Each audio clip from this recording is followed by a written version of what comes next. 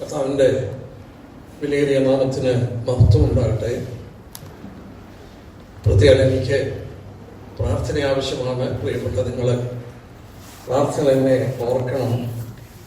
ഈ കഴിഞ്ഞ ദിവസം 3 ദിവസം കോട്ടയത്ത് പുതുപ്പള്ളിക്കപ്പുറത്ത് ഒരു സ്റ്റുഡിയോയുടെ ഉള്ളിൽ 3 ദിവസം ഏതാണ്ട് പല മണിക്കൂറുകൾ റെക്കോർഡിങ്ങിലായിരുന്നു.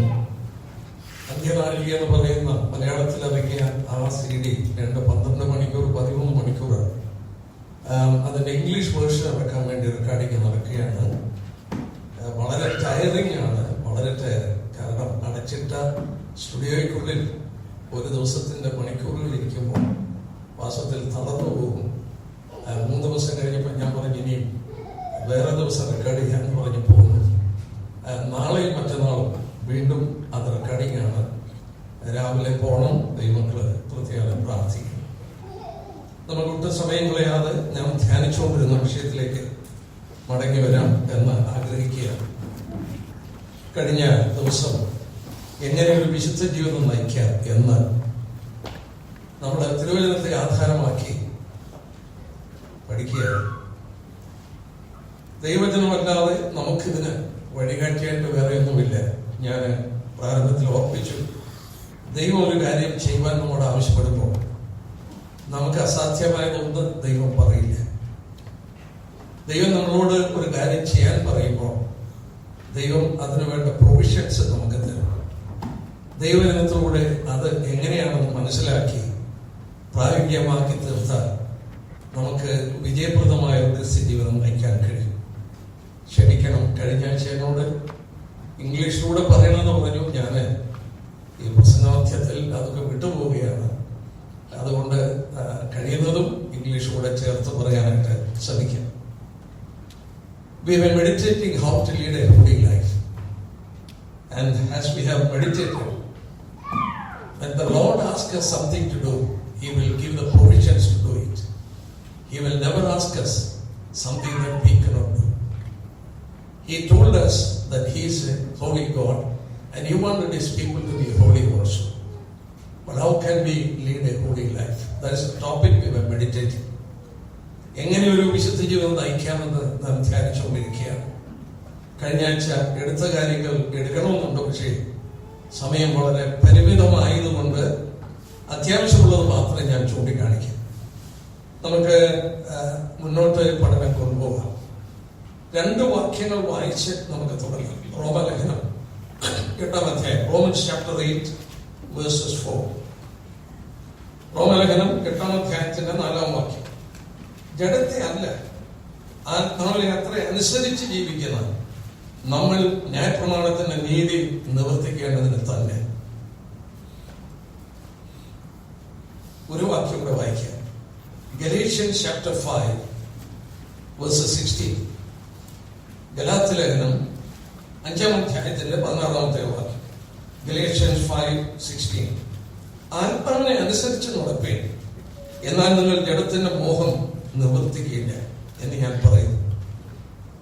ആത്മാവിനെ അനുസരിച്ച് നടപ്പേൻ, എന്നാൽ നിങ്ങൾ ജഡത്തിന്റെ മോഹം നിവർത്തിക്കുകയില്ല എന്ന് ഞാൻ പറയുന്നു. റോമലേഖനത്തിൽ വായിച്ചു, ജഡത്തെ അല്ല, ആത്മാവിനെ അത്രയും അനുസരിച്ച് ജീവിക്കേണ്ടത്. If we are obeying the prompting of the Spirit, or if we walk according to the Spirit, we will never fulfill the desire of the flesh. ദൈവജനത്തിൽ കൃത്യമായി ഈ കാര്യം പറഞ്ഞിട്ടുണ്ട്. The problem we have meditated is, we as the children of God, we have 2 nature in us. ദൈവമക്കളുടെ ജീവിതത്തിൽ 2 പ്രകൃതിയുണ്ട്. ഇവിടമാണ് നമ്മുടെ പഠനത്തിന്റെ കാതലായ വിഷയം. രക്ഷിക്കപ്പെടാത്തൊരു വ്യക്തിയില് അങ്ങനെ ഒരു പ്രകൃതിയില്ല. നമ്മുടെ തിരുവചനത്തിൽ അനേക ആവർത്തി വായിക്കുന്നുണ്ട്, പഴയ മനുഷ്യൻ പുതിയ മനുഷ്യൻ, പഴയ മനുഷ്യൻ പുതിയ മനുഷ്യൻ, old man and new man. Again and again it is repeated in the scripture. Only a person who is born again can say he has an old nature. A person who is not born again will never have that old, cannot say that he has an old nature. When God creates a new person in us, the previous life is known as the old man. ദൈവം നമ്മളിൽ ഒരു പുതിയ മനുഷ്യനെ സൃഷ്ടിക്കുമ്പോഴാണ് നമ്മുടെ പഴയ ജീവിതത്തിന് പഴയ മനുഷ്യൻ എന്ന് പറയുന്നത്. നമ്മള് പ്രകൃതിയാണ്, കോപത്തിലെ മക്കളെന്ന് മാത്രമല്ല, ജഡത്തിന്റെ ഇഷ്ടം നിവർത്തിച്ചുകൊണ്ടാണ് ജീവിച്ചത്.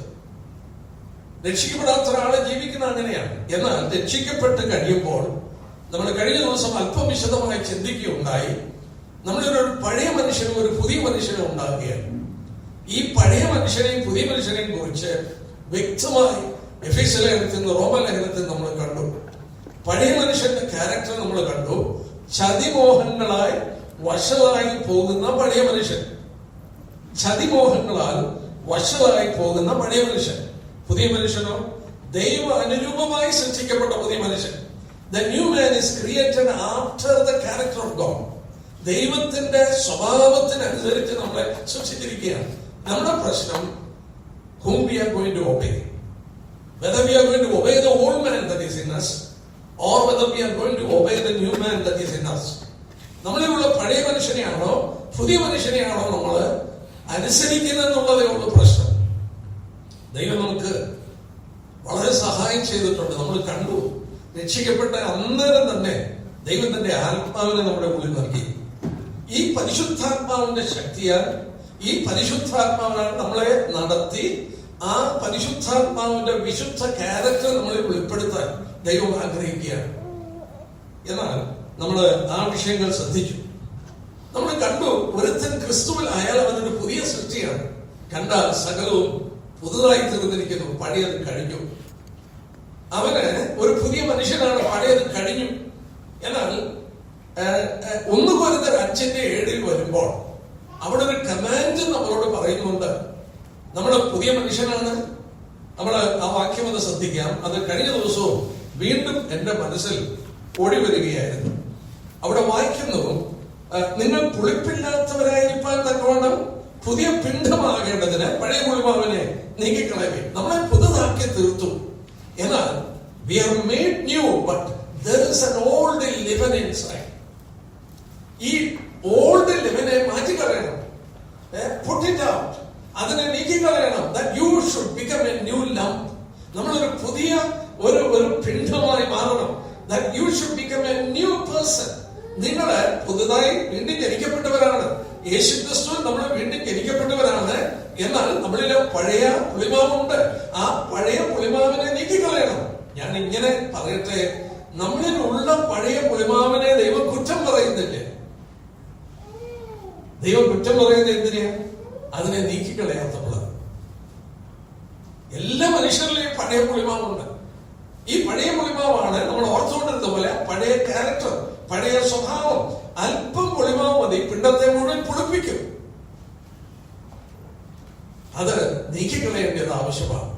എന്തിനാ നീക്കിക്കളയേണ്ടത്? നിങ്ങള് പുതിയ പിണ്ഡമാണ്. നമ്മൾ പുതുതല്ലേ? പുതുതാണ്. നമ്മളെ വീണ്ടും ജനിപ്പിച്ചതാണ്. നമ്മൾ ക്രിസ്തുവിൽ ഒരു പുതിയ വ്യക്തിയാണ്. നമ്മൾ പുതുതായി തീരണം.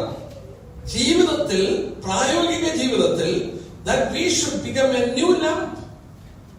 In order to become a new lump, we need to remove the old leaven. ഈ പഴയ പുളിമാവിനെ നീക്കിക്കളയണം. നമ്മൾ പല വാക്യങ്ങൾ കഴിഞ്ഞ ആഴ്ച വായിച്ചു. പൊട്ടിച്ചാവും, പഴയ മനുഷ്യനെ നീക്കിക്കളയുക, പഴയ മനുഷ്യനെ ഉരിഞ്ഞു കളയുക, ഈ പഴയ പുളിമാവ് നീക്കിക്കളയുക. അവനെ ജീവിക്കാൻ അനുവദിക്കരുത്. ജീവിക്കാൻ അനുവദിച്ചാൽ പഴയ മനുഷ്യൻ നമ്മൾ കണ്ടു ചതിമോഹങ്ങളാൽ നമ്മളെ വഷളാക്കി കളയും. അവിടെ ഒരു വാക്ക് ശ്രദ്ധിക്കുക, മോഹം നമ്മളെ ട്രാപ്പിലാക്കുന്നത് അവിടെയാണ്. നമുക്കിനിയും വിഷയത്തിലേക്ക് വരാം. നമ്മൾ ഏതാണ്ട് ഇതൊക്കെ കഴിഞ്ഞ ആഴ്ച ചിന്തിച്ചു. റോമലേഖനം 13-ാം അധ്യായത്തിലേക്ക് നമുക്ക് വരാം. നമുക്ക് അവിടുന്ന് നമ്മുടെ ചിന്ത ഒന്നുകൂടെ വളരെ ശ്രദ്ധയോടെ, നമ്മൾ ഇതൊരു പ്രസംഗം ചെയ്യുവാനല്ല, ഇതൊരു പ്രസംഗം ചെയ്ത് ഒരു സമയം ചെലവഴിക്കാനല്ല. There should be some result. ഇതിൽ നിന്ന് നമുക്ക് പ്രയോജനം ഉണ്ടാകണം. നമ്മുടെ വ്യക്തിപരമായ ജീവിതത്തിൽ ദൈവം ആഗ്രഹിക്കുന്ന നിലവാരത്തിലേക്ക് ഉയരണം. അതാണ് നമ്മുടെ ഉദ്ദേശം. റോമലേഖനം 13-ാം അധ്യായം, അവിടെ അതിന്റെ 14-ാം വാക്യം, കർത്താവായ യേശുക്രിസ്തുവിനെ തന്നെ ധരിച്ചുകൊള്ളുവിൻ, മോഹങ്ങൾ ജനിക്കുമാറ് ജഡത്തിനായി ചിന്തിക്കരുത്. നോക്കുക, put on the Lord Jesus Christ and make no provision for the flesh to fulfill its lust.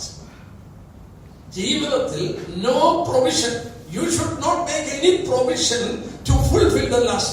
ആ മോഹത്തെ നിവർത്തിപ്പാൻ മലയാള ബൈബിളിൽ കുറച്ചുകൂടെ കൃത്യമാണ്. മോഹങ്ങൾ ജനിക്കുമാണ് ജഡത്തിനായി ചിന്തിക്കരുത്. ജഡമോഹങ്ങളാൽ വഷളായി പോകുന്ന പഴയ മനുഷ്യൻ. ആ പഴയ മനുഷ്യൻ നമ്മളിൽ എപ്പോഴാണ് പ്രവർത്തിക്കുന്നത്? മോഹത്തിലൂടെ. നമുക്ക് അവിടെയൊക്കെ അല്പസമയം ഒന്ന് ശ്രദ്ധിക്കാം. ഈ മോഹം അല്ലെങ്കിൽ നമ്മൾ ഓർത്തതുപോലെ ഈ ലസ്റ്റ് അല്ലെങ്കിൽ മോഹം എന്ന് പറഞ്ഞാൽ 10 കൽപ്പനയിൽ പറഞ്ഞിട്ടുണ്ട്, നിങ്ങൾ മോഹിക്കരുത്. എന്താണ് ഈ മോഹിക്കുക എന്നുള്ള വാക്ക്? ഞാൻ അതിന്റെ ആശയം മനസ്സിലാക്കാൻ അതിന്റെ ഒറിജിനൽ ലാംഗ്വേജിലുള്ള അർത്ഥം എടുത്ത് നോക്കാനായിട്ട് ഞാൻ ശ്രമിച്ചു നോക്കി. എടുത്തു നോക്കിയപ്പോൾ it denotes a strong desire directed towards an object. ഒരു വസ്തുവിലോട്ട് നമുക്ക് അഗാധമായ ഒരു സ്ട്രോങ് ഡിസയർ, വളരെ കഠിനമായ ഒരു ആഗ്രഹം, ഒരു ആവേശം, ഒരു അഭിനിവേശം, ആ കാര്യം നമുക്ക് വേണമെന്നുള്ള ഒരു ആഗ്രഹം, അതാണ് വാസ്തവത്തിൽ മോഹം. ലസ്റ്റ് എന്നുള്ള വാക്കുകൊണ്ട് ഉദ്ദേശിച്ചിരിക്കുന്ന അതാണ്. നമ്മള് ഇതിന്റെ ഒരു ദൃഷ്ടാന്തം നമുക്ക് ഒന്ന് പഴയ നിമിത്തിൽ നിന്ന് ഞാനിത് ചിന്തിച്ചുകൊണ്ടിരുന്നപ്പോൾ പെട്ടെന്ന് മനസ്സിൽ ഓടി വന്നു. 1-2 വാക്യങ്ങളൊന്ന് ശ്രദ്ധിക്കാം. ഇതെങ്ങനെയാ പ്രവർത്തിക്കുന്നത് നോക്കാം. ജോഷുവയുടെ പുസ്തകം 7-ാം അധ്യായം നോക്കാം. ഒരു യഹൂദന്മാരെ വലച്ച് ഒരു കുടുംബത്തെ തകർത്ത്, നമ്മൾ ഓർക്കണം, ആഖാന്റെ ജീവിതം, ആഖാന്റെ കുടുംബത്തെ മുഴുവൻ കല്ലെറിഞ്ഞ് കൊല്ലുകയും കൽക്കൂലിയാക്കുകയും ചെയ്യുക മാത്രമല്ല, ഇസ്രായേൽ ജനത്തിന് ന്യായവിധി കടന്നു വന്ന ഒരു മനുഷ്യന്റെ പ്രവൃത്തിയാണ് ആഖാൻ എന്ന് പറയുന്ന ഒരു മനുഷ്യൻ. ഈ ആഖാൻ ഉണ്ടായ പ്രശ്നം എന്നാ? നമ്മൾ നോക്കി 7-ാം അധ്യായം, യോശുവയുടെ പുസ്തകം 7-ാം അധ്യായം, അതിന്റെ 21-ാം വാക്യം. ഞാൻ കൊള്ളയുടെ കൂട്ടത്തിൽ വിശേഷമായ ഒരു ബാബിലോണിന്റെ മേലങ്കിയും 200 ശേക്കൽ വെള്ളിയും 50 ശേക്കൽ തൂക്കമുള്ള ഒരു പൊൻകട്ടിയും കണ്ടു, മോഹിച്ചു, എടുത്തു. കണ്ടു, മോഹിച്ചു, എടുത്തു. ചതി മോഹങ്ങളെ വഷളാക്കി. ആഖാനിൽ ആ മോഹം കടന്നു വന്നത് ആഖാൻ കണ്ടു. ബാബിലോണിയൻ അങ്കി കണ്ടു, അവിടെ സ്വർണം കണ്ടു, വെള്ളി കണ്ടു. താൻ കണ്ടു കഴിഞ്ഞപ്പോൾ മോഹിച്ചു. He had a strong desire to have it. അതിനെ വേണമെന്ന് അഗാധമായ ഒരു ആഗ്രഹം അവന്റെ മനസ്സിന്റെ ഉള്ളിൽ ഉണ്ടായി. അവൻ എടുത്ത് അത് മാറ്റിവെച്ചു. കണ്ടു, മോഹിച്ചു, എടുത്തു. അവന്റെ കുടുംബത്തെ തകർത്തു കളഞ്ഞു. ആ ഇസ്രായേൽ മക്കൾക്ക് ന്യായവിധിയുടെ കീഴിൽ കടന്നു വരാനിടയായി. ചതിമോഹങ്ങളാൽ വഷളാക്കി കളയും. ഒരു ദൈവ പൈതലിന്റെ ജീവിതത്തെ തകർക്കുന്ന വസ്തുതയാണ് മോഹം. ഒരു കാര്യം കൂടെ ഓർപ്പിച്ചിട്ട് ഞാൻ പോകാം. ദാവീദ് എല്ലാം ഉണ്ട്. ഞാനൊരു പഠനം നടത്തി ഒരു ക്ലാസ്സെങ്കിലും എടുക്കേണ്ടതാണ്, പക്ഷെ എടുക്കുന്നില്ല. അതിന്റെ അത്യാവശ്യമുള്ളത് പറഞ്ഞു പോകാം. Anatomy of sin in the life of David. ദാവീദിന്റെ ജീവിതത്തിൽ ഈ പാപം എങ്ങനെ പ്രവർത്തിച്ചെന്നുള്ളതിന്റെ ഒരു അനാറ്റമി, അല്ലെങ്കിൽ അതിനെ നമുക്ക് വകതിരിച്ച് മനസ്സിലാക്കാൻ ദൈവജനത്തിലൂടെ കഴിയും. ഒരു വാക്യം ഒന്ന് വായിച്ചേക്കാം. 2 ശമൂവേൽ, 2 ശമൂവേൽ, അവിടെ 11-ാമത്തെ വാക്യം. 2 ശമൂവേൽ 11-ാമത്തെ വാക്യത്തിൽ, 11-ാം അധ്യായത്തില് 2 ശമൂവേൽ chapter 11.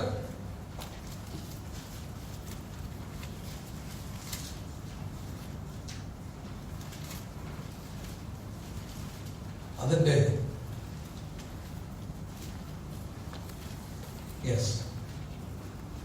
2-ാം വാക്യം മതി. 1-ാം വാക്യം, ആ പിറ്റേ ആണ്ടിൽ രാജാക്കന്മാർ യുദ്ധത്തിന് പുറപ്പെടുന്ന കാലം ദാവീദ് യെരൂശലേമിൽ തന്നെ താമസിച്ചു. രാജാക്കന്മാർ യുദ്ധത്തിന് പോകുന്നതാ, ദാവീദ് പോയില്ല. ദാവീദ് യെരൂശലേമിൽ തന്നെ വാർത്തു. 2-ാം വാക്യം നോക്കട്ടെ. ഒരു നാൾ സന്ധ്യയായപ്പോൾ സമയത്ത് ദാവീദ് മെത്തയിൽ നിന്ന് എഴുന്നേറ്റ് രാജധാനിയുടെ മാളികയിൽ ഉലാവിക്കൊണ്ടിരിക്കുമ്പോൾ ഒരു സ്ത്രീ കുളിക്കുന്നത് മാളികമുറിയിൽ നിന്ന് കണ്ടു. ആഖാൻ കണ്ടു, മോഹിച്ചു. ദാവീദ് കണ്ടു, മോഹിച്ചു. നമ്മള് പഴയ നിയമ ഏടുകളിലേക്ക് കടന്നു പോകുമ്പോൾ ഇസ്രായേൽ ദൈവം കൊടുത്ത കൽപ്പന പഠിച്ചു നോക്കിയാൽ ഒരു പ്രത്യേക കൽപ്പനയുണ്ട്. ദൈവവചനം ചുരുട്ടി എടുത്തിട്ട് ഒരു ലെതർ ജാക്കറ്റ് പോലെ ആക്കിയിട്ട് 3 സ്ഥലത്ത് വെക്കാനായിട്ട് പറഞ്ഞു. നമ്മള് ആവർത്തന പുസ്തകം പാപം എങ്ങനെ പ്രവർത്തിക്കണം എന്നുള്ളത് കർത്താവ് അത് പുതിയ നിയമത്തിലും എടുത്ത് പറഞ്ഞിട്ടുണ്ട്. Deuteronomy chapter 6. Deuteronomy chapter 6. ആവർത്തന പുസ്തകം 6-ാം അധ്യായത്തിന്റെ 8-9 വാക്യം. അതായത് ദൈവവചനം എടുത്തിട്ട് 3 സ്ഥലത്ത് അത് വെക്കാനായിട്ട് ദൈവം പറഞ്ഞു. 8-ാം വാക്യം, നിന്റെ കൈമേൽ കെട്ടണം, നിന്റെ കണ്ണുകളുടെ മധ്യേ പട്ടമായിരിക്കണം, നിന്റെ വീട്ടിന്റെ കട്ടളയ്ക്കുമേൽ പടിവാതിൽക്കലും എഴുതണം. മനുഷ്യ ശരീരത്തിന്റെ 2 കണ്ണിന്റെ ഇടയിൽ വെച്ചിട്ട് ഈ വചനം കെട്ടണം. വലത്തെ കയ്യിലും ആ വചനം കെട്ടണം. ഒരു ലെതർ ജാക്കറ്റിനകത്ത് ഒരു ചെറിയ ബോക്സ് പോലെ ലെതറിനകത്ത് ഇവരുടെ ന്യായപ്രമാണം, ഈ പറയുന്ന ക്ഷമ എന്ന് പറയുന്ന ഈ വാക്യങ്ങളൊക്കെ എഴുതിയിട്ട് കണ്ണിന്റെ ഇടയിലും വെച്ച് കെട്ടും. പ്രാർത്ഥിക്കുമ്പോൾ നമ്മളെപ്പോഴും പടങ്ങളൊക്കെ കാണും.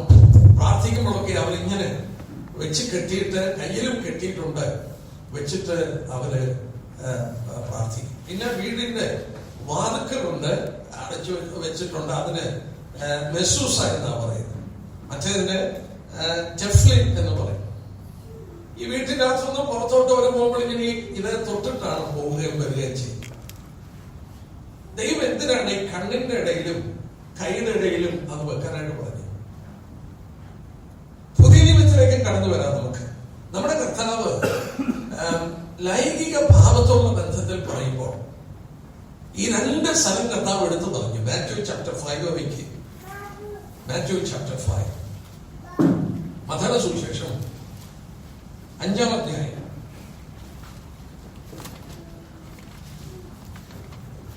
അവിടെ കർത്താവ് എടുത്ത് പറഞ്ഞു 29. ഞാൻ എല്ലാ ഭാഗങ്ങളും വായിക്കുന്നില്ല. വലങ്കണ്ണ് നിനക്ക് ഇടച്ച വരുത്തുന്നെങ്കിൽ അതിനെ ചൂഴ്ന്നെടുത്ത് കളയുക. 30-ാം വാക്യം, വലങ്കൈ നിനക്ക് ഇടച്ച വരുത്തുന്നെങ്കിൽ അതിനെ വെട്ടിക്കളയുക. ഈ 2 പാർട്ടേ കർത്താവ് എടുത്ത് പറഞ്ഞുള്ളൂ, കണ്ണും കയ്യും.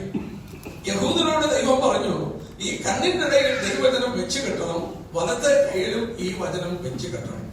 ഞാൻ അല്പം തുറന്നു പറഞ്ഞോട്ടെ. പാപത്തിന് അടിമപ്പെടുന്നത് കണ്ണുകൊണ്ട് കണ്ട് ദൈവദാസന്മാർ ഇങ്ങനെ പറയുന്നു,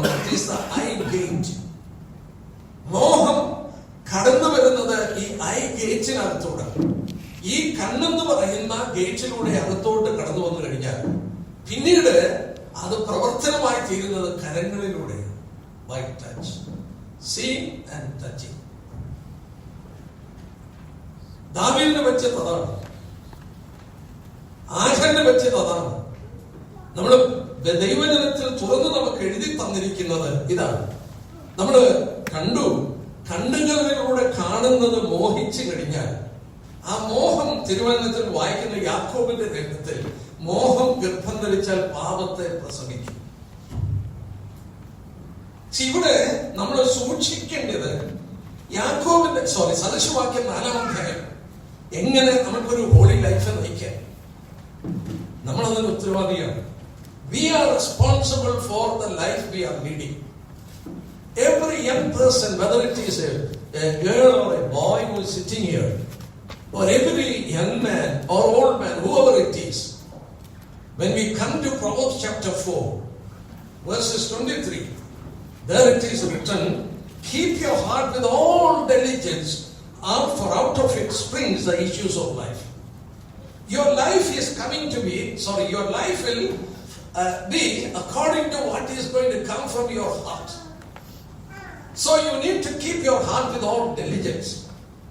ഹൃദയത്തിന് സകല ജാഗ്രതയോടും കൂടെ ഹൃദയം സൂക്ഷിക്കണം. നമ്മുടെ ഹൃദയത്തിൽ എന്ത് ചിന്ത കയറണമെന്ന് you are the person who is deciding. നമ്മളാണ് തീരുമാനിക്കേണ്ടത് എന്റെ മനസ്സിന്റെ ഉള്ളിലെ ചിന്ത എന്താണെന്ന്. ഈ ചിന്ത സൂക്ഷിക്കാനായിട്ട് ദൈവജനത്തിൽ വളരെ കൃത്യമായി പറഞ്ഞിരിക്കുകയാണ്. നമ്മൾ കഴിഞ്ഞ ദിവസം ഓർത്തു, സദൃശവാക്യം തന്നെ 23:7 നോക്കട്ടെ. സദൃശവാക്യം 23:7 എങ്ങനെയാണ് ഒരു വിശുദ്ധ ജീവിതം നയിക്കാൻ ഒക്കുന്നത്? സദൃശവാക്യം 23:7 7-ാം അധ്യായത്തിൽ വാക്യത്തിൽ അവൻ തന്റെ മനസ്സിൽ കണക്ക് കൂട്ടുന്ന പോലെയാണ്. ഇംഗ്ലീഷ് ബൈബിൾ ഒന്ന് വായിച്ചു നോക്കി. For as a man thinketh in his heart, so is he. You are according to what is in your heart. A man as he thinketh in his heart, so is he. ഒരു മനുഷ്യൻ ഹൃദയത്തിൽ കണക്കുകൂട്ടുന്ന പോലെയാണ് അവരുടെ വ്യക്തിത്വം. തിരുവനന്തപുരത്തിൽ വായിച്ചു, issues of life. ജീവിതത്തിന്റെ issues വരുന്നത് ഹൃദയത്തിൽ നിന്നാണ്. അതുകൊണ്ട് എന്ത് വില കൊടുത്തും ഹൃദയത്തെ സൂക്ഷിക്കണം. ഹൃദയത്തെ സൂക്ഷിക്കാതെ ഒരിക്കലും നമുക്കൊരു വിശുദ്ധ ജീവിതം നയിക്കാനായിട്ട് സാധിക്കില്ല. നമ്മുടെ ഹൃദയത്തിലൂടെ കടന്നു പോകുന്നതിനെ ആസ്പദമാക്കിയാണ് നമ്മുടെ ജീവിതം നിലനിൽക്കുന്നതെന്ന് ബൈബിള് തീർത്തു പറയുന്നു. നമ്മള് ചിന്തിച്ചു നോക്കിയാൽ പൗലോസിന്റെ ജീവിതമൊക്കെ നമുക്ക് വളരെ പ്രോത്സാഹനജനകമാണ്. പക്ഷെ പൗലോസ് പറയുന്നുണ്ട്, ക്രിസ്തുവിന്റെ പരിജ്ഞാനത്തിന് വിരുദ്ധമായി പൊങ്ങുന്ന എല്ലാ ചിന്തകളും ഞാൻ പിടിച്ചടക്കി. He disciplined his thoughts. വേണമെങ്കിൽ ആ വാക്യം നോക്കൂ. 2 Corinthians 10:5 വാക്യം. Paul disciplined his thoughts. He never allowed to come anything into his mind. 2 Corinthians chapter 10 and verses 5. 10 and verses 5. അവയാൽ ഞങ്ങൾ സങ്കല്പങ്ങളും ദൈവത്തിന്റെ പരിജ്ഞാനത്തിന് വിരോധമായി പൊങ്ങുന്ന എല്ലാ ഉയർച്ചകളെയും ഇടിച്ചു കളഞ്ഞ് ഏത് വിചാരത്തെയും ക്രിസ്തുവിനോട് അനുസരണത്തിനായി പിടിച്ചടക്കി. വിചാരങ്ങളെ പിടിച്ചടക്കുന്നു. Keep your heart with all diligence. ദൈവമക്കള് ഈ കാണുന്ന എല്ലാ കാര്യങ്ങളും അകത്ത് കയറാൻ അനുവദിക്കരുത്. നമ്മുടെ കർത്താവിനെ കുറിച്ചുള്ള ഒരു പ്രവചന ഭാഗം ഞാൻ ചൂണ്ടിക്കാണിച്ചോട്ടെ. I'm going to show you a prophecy of the Lord, and you can actually understand how we live a holy life in this world. Turn to Isaiah chapter 42. Isaiah 42. Something what we are meditating, we can see in the life of the Lord himself. Isaiah 42 verses 19 and 20. 19 വാക്യം. ദൈവം തന്റെ പുത്രനെ കുറിച്ച് പറയുകയാണ്, എന്റെ ദാസനെ അല്ലാതെ കുരുടനാണ്, ഞാൻ അയക്കുന്ന ദൂതനെ പോലെ ചെകിടനാണ്, എന്റെ പ്രിയനെ പോലെ കുരുടനും യഹോവയുടെ ദാസനെ പോലും അന്ധനുമായവനാ. പലതും കണ്ടിട്ട് നീ സൂക്ഷിക്കുന്നില്ല, ചെവി തുറന്നിരുന്നിട്ട് അവൻ കേൾക്കുന്നില്ല. എന്റെ ദാസനെ പോലെ കുരുടനും എന്റെ ദാസനെ പോലെ ചെകിടനും ആരാണ്? പലതും കണ്ടിട്ട് കാണാത്തവനെ പോലെ, കേട്ടിട്ട് കേൾക്കാത്തവനെ പോലെ. അവന്റെ ഹൃദയത്തിലെല്ലാം കടക്കുവാൻ അവൻ അനുവദിച്ചില്ല. സ്വർഗത്തിൽ നിന്ന് ദൈവം പറയുകയാണ്, എന്റെ ദാസനെ പോലെ കുരുടനും ചെകിടനുമായവൻ ആരാണ്? Keep your heart with all diligence. Out of it comes issues of life. ഹൃദയത്തിൽ നിന്നാണ് ഈ ജീവന്റെ സകല കാര്യങ്ങളും വരുന്നത്. ഞാനിത് വായിച്ചുകൊണ്ടിരുന്നപ്പോ ശിംശോന്റെ കാര്യം എന്റെ മനസ്സിൽ കൂടി വന്നു. ഞാൻ അത് കഴിഞ്ഞിട്ട് ജോസഫിനെ കുറിച്ചൊന്ന് 1 മിനിറ്റ് ഒന്ന് എടുത്തോട്ടെ. ശിംശോൻ ഒരു നാസറേറ്റാണ്. എപ്പം തൊട്ടാ നാസറേറ്റ് ആയത്? He was a Nazarite from his mother's womb. അമ്മയുടെ ഗർഭപാത്രം തൊട്ടവൻ നാസറേറ്റാണ്. ഞാൻ പറയാറുണ്ട്, അവന്റെ അമ്മ എന്ത് വില കൊടുത്ത് കാണും. ഇസ്രായേലിൽ എല്ലാ വീടുകളിലും മുന്തിരിങ്ങയൊക്കെ പഴുത്ത് കിടക്കുമ്പോൾ ഒരു നാസറേറ്റിന് മുന്തിരി കഴിക്കാനൊക്കെ ഇല്ലേ? ഇവൻ ബാലനായിരുന്നപ്പോൾ തൊട്ട് വളർന്നു വരുമ്പോൾ അവന്റെ കൂട്ടുകാരൊക്കെ ഈ മുന്തിരിങ്ങ പറിച്ചു തിന്നുമ്പോൾ ശിംശോൻ ഇത് പറിച്ച് തിന്നാതിരിക്കാൻ അവന്റെ അമ്മ എത്ര വില കൊടുത്ത് കാണും. അവനെ പറഞ്ഞു മനസ്സിലാക്കി, you are a Nazarite and you cannot eat anything out of wine. വില കൊടുത്തു വളർത്തി. And he became the strongest person in the history. ചരിത്രത്തിലെ ഒരു അസാധാരണമായ മനുഷ്യൻ ശിംശോൻ എന്ന് പറയുന്നത് നമുക്കറിയാം അവന്റെ സ്ട്രെങ്തിനെ കുറിച്ച്. But how did he became a man, blind man, grinding the grains for his enemies? അവന്റെ ശത്രുക്കൾക്ക് വേണ്ടി മാവ് കുഴച്ചു കൊടുക്കുന്നതായി അവൻ എങ്ങനെ തീർന്നു? There is a secret you find in the scripture. What happened to this man? Turn with me to Judges, ന്യായാധിപന്മാരുടെ പുസ്തകം. അതിന്റെ 13-ാമത്തെ വാക്യം. ന്യായാധിപന്മാരുടെ പുസ്തകം 13-ാമത്തെ അധ്യായം നമുക്കൊന്ന് എടുക്കാം. ഞാനത് ഇംഗ്ലീഷിലൂടെ ഒന്ന് എടുക്കണം. ഇംഗ്ലീഷിലൂടെ നമുക്ക് നോക്കാം. ന്യായാധിപന്മാരുടെ പുസ്തകം 13-ാം അധ്യായത്തിന്റെ 25-ാം വാക്യം എടുക്കുമ്പോൾ സാംസൺ, ഈ നാസറേറ്റായ Samson, where did he spend his youth or his young age എന്നുള്ളത് ദൈവാത്മാവ് നമുക്ക് വേണ്ടി എഴുതി തന്നിരിക്കുക. എവിടെയാണെന്ന് നോക്കുക. നിങ്ങൾ അവിടെ ഒന്ന് വായിച്ചു നോക്കിയാൽ നിങ്ങൾക്ക് കാണാൻ കഴിയും ആ സ്ഥലം ഒരു പ്രത്യേക സ്ഥലമാണ്. നമ്മൾ ഓർക്കും എന്തിനാ ദൈവാത്മാവ് ഈ പേരുകളൊക്കെ ഇങ്ങനെ എഴുതി തന്നതെന്ന് നമ്മൾ ഓർക്കും. പക്ഷേ ഈ പഠനത്തില് നമ്മളെ സഹായിക്കുന്ന ഒരു പാട്ടാണ്. അവിടെ വായിക്കുന്നു, സോരയ്ക്കും എസ്തേറിനും മധ്യയുള്ള മഹനനാഥൻ യഹോവയുടെ ആത്മാവ് അവനെ ഉദ്യമിപ്പിച്ചു തുടങ്ങി. This is the border of Philistines. Samson spent his youth in the border of Philistines. ഇനി ഞാൻ ഇംഗ്ലീഷ് ബൈബിൾ ഒന്ന് എടുത്തോട്ടെ. ഇംഗ്ലീഷ് ബൈബിൾ എടുത്തു നോക്കിയപ്പോ 14-ാം അധ്യായം നോക്കി. Immediately after telling where he spent his young or youth, age, immediately the Spirit of God is writing us. Chapter 14 verses 1. പെട്ടെന്ന് പരിശുദ്ധാത്മാവ് പറയുകയാണ്, Now Samson went down to Timnah. തീർന്നില്ലേ? 5-ാം വാക്യം. So Samson went down. 7-ാം വാക്യം. Then he went down. 10-ാം വാക്യം. His father went down. 19-ാം വാക്യം.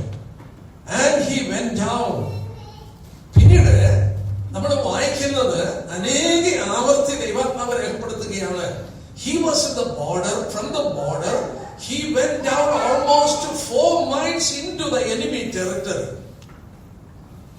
He went down. ഇവിടെ വീണ്ടും നമ്മൾ വായിക്കുന്നു, He went down and saw a woman. വീണ്ടും കൺമോഹം. അവന്റെ കണ്ണുകൾ കൊണ്ട് കണ്ടു, എനിക്ക് അവളെ വേണം, എനിക്ക് അവളെ ബോധിച്ചു. അപ്പനോടും അമ്മയോടും പറയുകയാണ്, എനിക്ക് അവളെ വേണം, I want her, എനിക്ക് അവളെ വേണം, എനിക്ക് ബോധിച്ചു. ഇവിടുത്തെ പ്രശ്നം എന്താ? You want to lead a holy life? Samson's life is a lesson to us. Problem with this great man, the strongest man, he became the weakest person because he spent his days, his youth in the borderline. Yes. And keep it in mind, it is easy to go down from the borderline. ഒരു വിശ്വാസി ബോർഡർലൈനിൽ ജീവിക്കാൻ പാടില്ലേ? കാരണം ഈ border ലൈനിൽ നിന്ന് താഴെ പോകാൻ എളുപ്പമാണ്. സാംസന് പറ്റിയത് ആ ബോർഡർ ലൈനിൽ നിന്ന് he went down. You need to be in a safe place, not in the border line. ഇപ്പോഴത്തെ ചെറുപ്പക്കാരെ നമ്മൾ നോക്കിയാൽ, അവരുടെ ലൈഫ് നോക്കിയാൽ, എനിക്ക് ഇത്ര തുറന്നു പറഞ്ഞാൽ നിങ്ങൾ എന്നെ വിരോധമൊന്നും തോന്നരുത്. ഞാൻ കോളേജിൽ പഠിക്കുമ്പോൾ ഞാൻ ഓർത്തുപോയി, ഒരു പെൺകുട്ടിയോട് സംസാരിക്കുക, ഒന്ന് നോക്കുക എന്നൊക്കെ പറഞ്ഞു കഴിഞ്ഞാൽ എന്തോ വലിയ സംഭവമാണ്. ബോംബ് പൊട്ടുന്ന പോലെയാണ് അവരോടൊന്ന് സംസാരിക്കുകയൊക്കെ ചെയ്ത.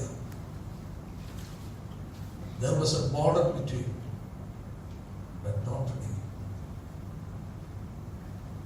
എനിക്ക് അതിന്റെ ഡീറ്റെയിൽസിലേക്ക് പോകാൻ ആഗ്രഹമില്ല. പക്ഷേ Samson's life is a lesson before us.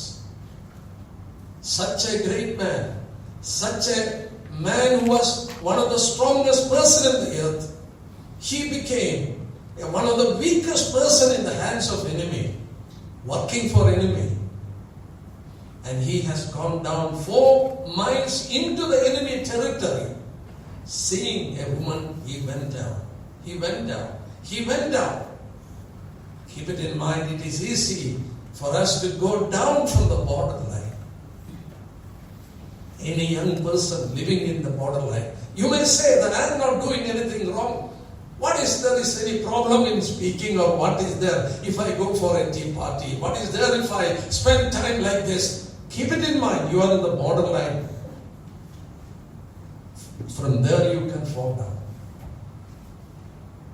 We need to keep a safe place. But look at the life of Joseph.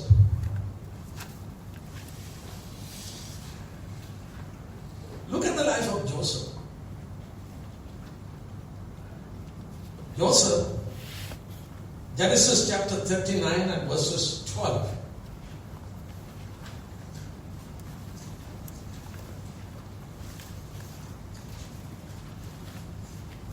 പുസ്തകം 39:12. യോസേഫ് ഇത്ര വിശുദ്ധനായി ജീവിച്ചത് എങ്ങനെ ജീവിച്ചു? 12 വാക്യത്തിൽ വായിക്കുന്നു, അവന് ആ സ്ത്രീ കയറി അവനെ പിടിച്ചിട്ട് അവന്റെ വസ്ത്രങ്ങളെ വിട്ടിട്ട് പുറത്തേക്ക് ഓടിയിട്ട് he fled from that place. He fled from that place. ഞാൻ ഈ ഭാഗം വായിക്കുമ്പോൾ എനിക്ക് പറയാനായിട്ടുള്ള ഒരു കാര്യം, ദൈവവചനത്തിൽ വിട്ടോടാൻ പറഞ്ഞ 2 ഭാഗമുണ്ട്. സാത്താനോട് എതിർത്ത് നിൽക്കാൻ പറയും. യാക്കോബ് 4:7 വാക്യം വായിച്ചാൽ റെസിസ്റ്റ് ദ ഡെവിൾ, സാത്താനോട് എതിർത്ത് നിൽക്കാൻ പറയുന്നു. എന്നാൽ ദൈവജനത്തോട് ദൈവം ഒരു കാര്യം പറയുന്നു, ചില കാര്യങ്ങളോട് എതിർത്ത് നിൽക്കരുത്. എന്താ? 1 കൊരിന്ത്യർ 16 നോക്കി, ചില കാര്യങ്ങളോട് എതിർത്ത് നിൽക്കാൻ പാടില്ല. ജോസഫ് എന്ത് ചെയ്തു? 1 Corinthians chapter 6. ദൈവജനം ഒന്നും അവിചാരിതമായിട്ട് പറയുന്നതല്ല. The Lord knows our nature. We have that old man. ഈ old man അവൻ വീണു പോകും. എന്നാൽ ഇവിടെ വായിക്കുന്നു 1 കൊരിന്ത്യർ 6 വാക്യത്തിൽ ഇങ്ങനെ വായിക്കുന്നു, ദുർനടപ്പ് വിട്ട് ഓടുവിൻ. Flee from there. Flee in fornication. 2 Timothy chapter 2 verses 22. 2 തിമോഥെയോസ് 2 അതിന്റെ 22 വാക്യം നോക്കി. 2 തിമോഥെയോസ് 2 22 വാക്യം. യൗവന മോഹങ്ങളെ വിട്ടോടണം. Flee youthful lust. There are certain things the Lord has told. It is not the place to resist. You can resist the devil, but not to resist this kind of sin. You need to run from there. Don't stand there.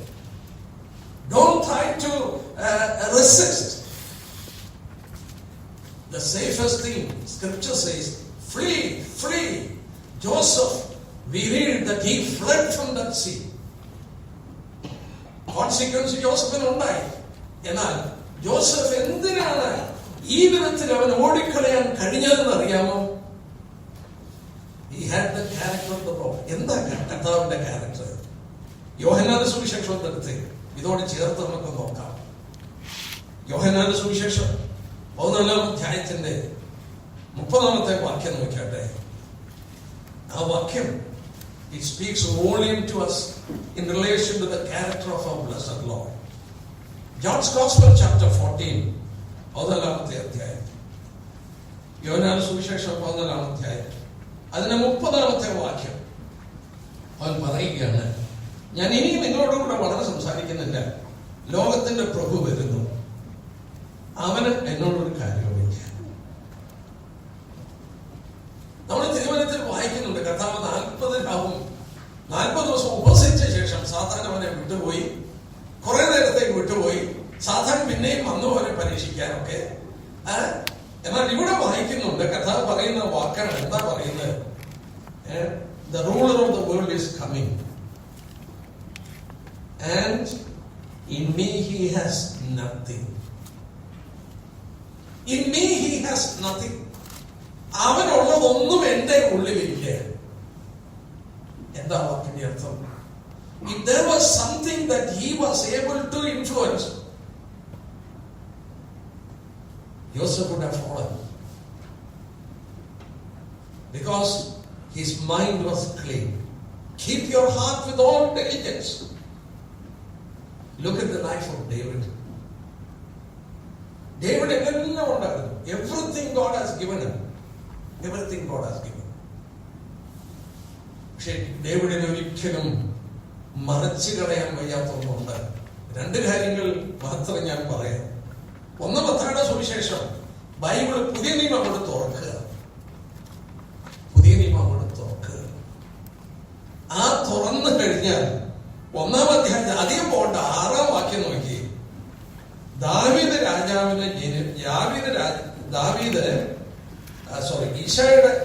ഈശായി ദാവീദ് രാജാവിനെ ജനിപ്പിച്ചു. ദാവീദ് ഊരിയാവിന്റെ ഭാര്യയായിരുന്നവളെ ശലോമോനെ ജനിപ്പിച്ചു. അവിടെ എഴുതണ്ടായിരുന്നില്ലേ?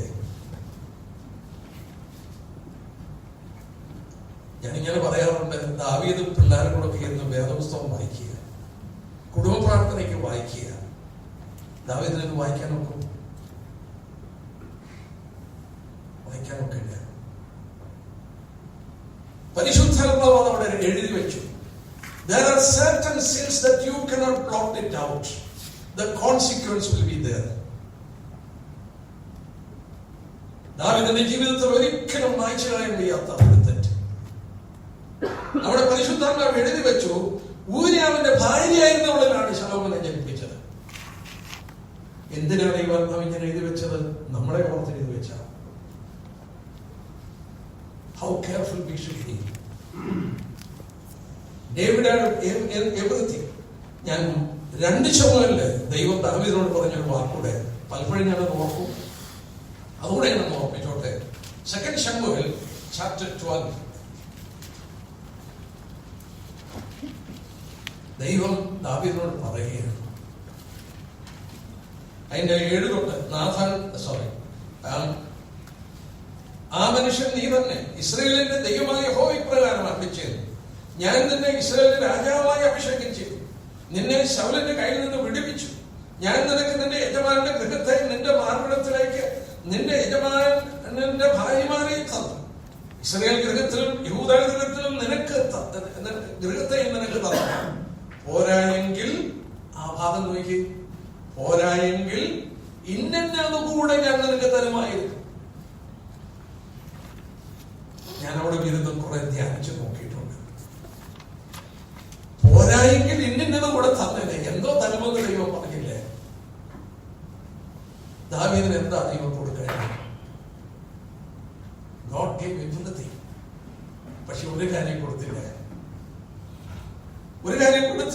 1 രാജാക്കന്മാർ 5-ാം അധ്യായത്തിൽ ചെല്ലുമ്പോ ദാവീദിന്റെ ഹൃദയത്തിൽ ഒരു വലിയ ആഗ്രഹം, യഹോവയ്ക്ക് ഒരു ആലയം പണിയണം. അനുവദിച്ചില്ലേ? നിരപരാധിയായ ഊരിയാവിനെ കൊന്ന് അവന്റെ കണ്ണിന്റെ മോഹത്തിന് അടിമപ്പെട്ട് പാപം ചെയ്തതിന്റെ ഫലമായി, ചോര അവന്റെ കരങ്ങളിൽ പെരണ്ടതിന്റെ ഫലമായി ദൈവത്തിന്റെ വിശുദ്ധിയുള്ള ദൈവത്തിന്റെ ആലയപ്പണിയാൻ ദാവീദിനെ ദൈവം അനുവദിച്ചില്ല. ഞാൻ ഇതുകൂടെ നിനക്ക് തന്നെ. We lose many things in life if you don't obey God. We can lose many things here. Even David has lost many things. ഒറ്റ കാര്യം, ഡേവിഡിന്റെ കണ്ണിന് ആ മോഹം കടന്നു വന്നു. മോഹങ്ങൾ ജനിക്കുമാറി ജനത്തിനായി ചിന്തിക്കരുത്. ലസ്റ്റ് അത് കൺസീവ് ചെയ്ത് കഴിഞ്ഞാൽ അത് പാപം ആയിട്ട് പ്രസവിക്കും. ഇതുകൊണ്ടാണ് ഞാനിവിടെ നിർത്തുകയാണ്. ഇതുകൊണ്ടാണ് നമ്മൾ കർത്താവിന്റെ ന്യായാസനത്തിന് മുന്നിൽ നിൽക്കുമ്പോൾ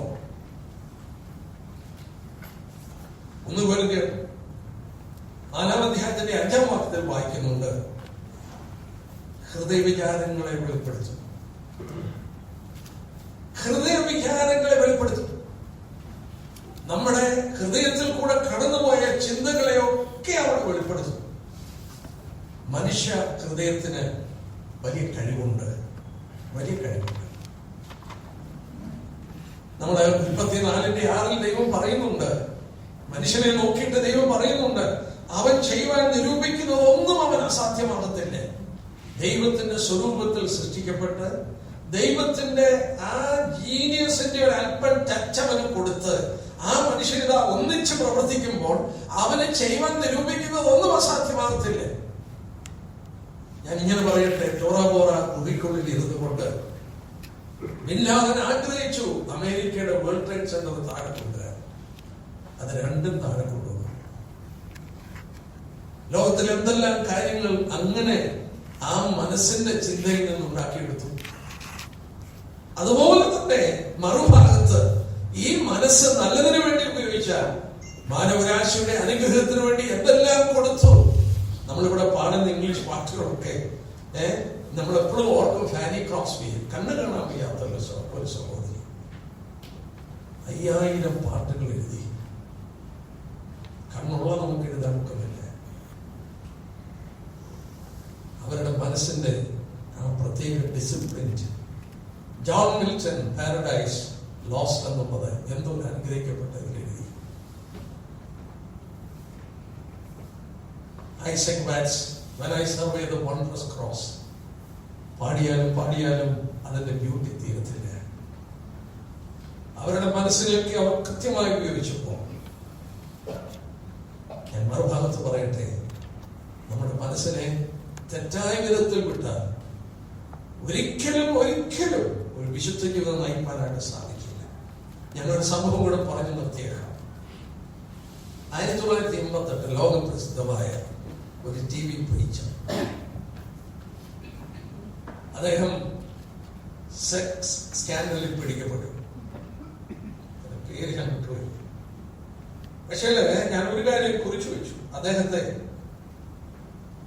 ഇന്റർവ്യൂ ചെയ്തപ്പോൾ ഒരു കാര്യം അദ്ദേഹം കൺഫസ് ചെയ്തു. He had been fascinated with pornography. TV പ്രസംഗിക്കുന്ന ആളാണ്, ലോകപ്രസിദ്ധനായത്. ഒരു ദൈവദാസൻ ഓർപ്പിച്ച പോലെ, evil thinking is like soaking racks in petrol. When the spark of temptation comes, they are in place. ഒരു പെട്രോളിനകത്ത് ഒരു തുണി മുക്കിയെടുത്ത് വെക്കുന്ന പോലെയാണ് ഈ മനസ്സിൽ തെറ്റായ ആ അരുതാത്ത ചിന്തകൾ വെച്ചു പുലർത്തിയാൽ ഒരു സ്പാർക്ക് മതി അത് തീ കത്താൻ. യോസേഫിനെ പിടിച്ചു നോക്കി, വലിച്ചു നോക്കി. ദൈവവചനത്തിൽ വായിക്കുന്ന പോലെ അവനോട് വിട്ട് ഓടിപ്പോയി. കാരണം എന്നാ? അവന്റെ ഉള്ളിൽ തെറ്റായ ചിന്തകളില്ലായിരുന്നു. ആ മനസ്സിന്റെ ഉള്ളിൽ തെറ്റായ ആഗ്രഹങ്ങൾ വെച്ചു പുലർത്തിയാൽ, മോഹമുണ്ടെങ്കിൽ, if there is lust in your heart, you will fall. You can never lead a good life. യേശുക്രിസ്തുവിന്റെ ജീവിതം കണ്ടു. സാത്താൻ വരുന്നു, അവൻ എന്നോട് ഒരു കാര്യമില്ല. He doesn't have anything in me. Keep your heart with all diligence. നിങ്ങളുടെ ഹൃദയത്തെ എന്ത് വില കൊടുത്തും സൂക്ഷിക്കേണ്ട കടമയുണ്ട്. And we will be answerable to the thoughts. നമ്മുടെ ഹൃദയങ്ങളുടെ വിചാരങ്ങളെ അല്ലെങ്കിൽ വെളിപ്പെടുത്താൻ ന്യായവിധി ദിവസത്തിൽ ദൈവം ആവശ്യപ്പെടുത്തില്ല. നമ്മുടെ ഹൃദയത്തിൽ കൂടെ കടന്നുപോയത് വെളിപ്പെടുത്തുന്ന ഒരു ദിവസമുണ്ട്. കർത്താവ് നമ്മെ സഹായിക്കട്ടെ. നമ്മൾ എങ്ങനെ ചിന്തിക്കുന്നു എന്നതിനെ ആസ്പദമാക്കി നമ്മുടെ ജീവിതം ഇരിക്കും. As a man thinketh in his heart, so is he. കർത്താവ് നമ്മെ സഹായിക്കട്ടെ. വിശുദ്ധ ജീവിതം നയിക്കാൻ ഏറ്റവും പ്രധാനമായി നമ്മുടെ ഹൃദയത്തെ സൂക്ഷിക്കേണ്ട ആവശ്യമാണ്. അതിന് ദൈവം നമ്മളെ സഹായിക്കട്ടെ. നിങ്ങൾ ആത്മാവിനെ അനുസരിക്കുന്നെങ്കിൽ ജനത്തിന്റെ മോഹം നിവർത്തിക്കുന്നില്ല. ദൈവം നമ്മളെ സഹായിക്കും. അവരുടെ വലിയ നാമം